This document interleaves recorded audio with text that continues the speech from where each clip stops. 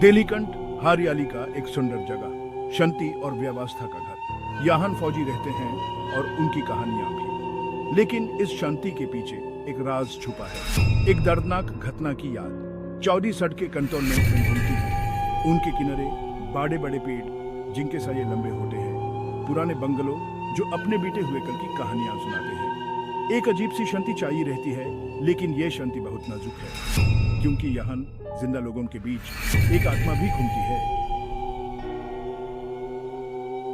सुमन बहुत ही खूबसूरत थी, उसकी आंखों में एक अलग ही चमक थी और उसकी हंसी कंटोनमेंट में गुंजा करती थी। यूस एक जवान आर्मी ऑफिसर से प्यार हो गया।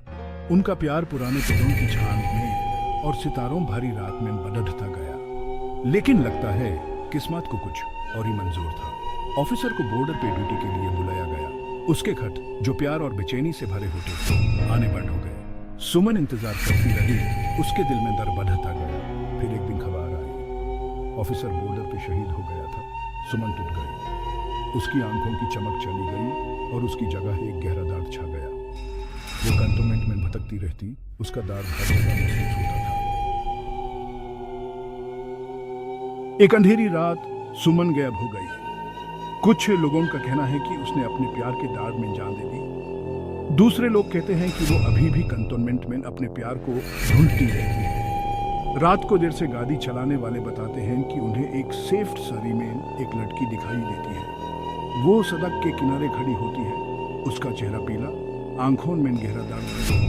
वो लिफ्ट मांगती है, उसकी आवाज एक दर्द भारी फसाने से होती है। कुछ ड्राइवर्स डर की मेरे गाड़ी भगाने जाते हैं, दूसरे एक अजीब सी दया के कारण अपनी गाड़ी रोक देते हैं। लेकिन जब तक वो मुड़कर देखते हैं, वो लड़की गायब हो चुकी होती है। सर्फ ठंडी हवा और चमेली की हल्की सी खुशबू ही उसकी मौजूदगी का एहसास दिलाती है। सेक्शन 4, आत्मा को शांति। सुमन के आत्मा की कहानी देलीकंठ के लोक कथाओं का हिस्सा बन चुकी है। लोग उसके बारे में दर्द और दया के साथ बात करते हैं। बहुत से लोगों का मानना है कि उसकी आत्मा को शांति नहीं मिली है।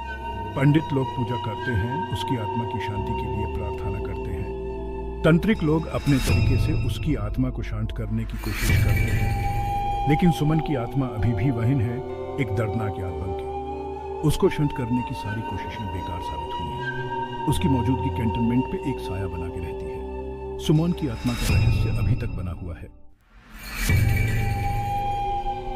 सेक्शन 5, दाढ़ की निशानी। सुमन की आत्मा की कहानी सिर्फ एक डरावनी कहानी नहीं है। ये कहानी प्यार में मिले दाढ़ और गम की गहरे को दर्शाती है। ये कहानी आज भी लोगों को अपनी तरफ खींचती है, उन्हें अपने रहस्यों में उलझा देती है। आज भी ड्राइवर्स उस सड़क से गुजारने से डरते हैं जहां सुमन के दिखने की बात कही जाती है। यहाँ के लोग उसकी कहानी जानते हैं, जो पीढ़ी दर पीढ़ी चली आ रही है। ये कहानी इस शांत जगह को और भी रहस्यमय बनाती है। देलीकंठ अपनी खूबसूरती और डरावनी कहानियों के साथ आज भी लोगों को अपनी ओर आकर्षित करता है। और सुमन की कहानी हवा में गूंजती हुई हमें याद दिलाती है कि कुछ जख्म मौत के बाद भी कभी नहीं भरते।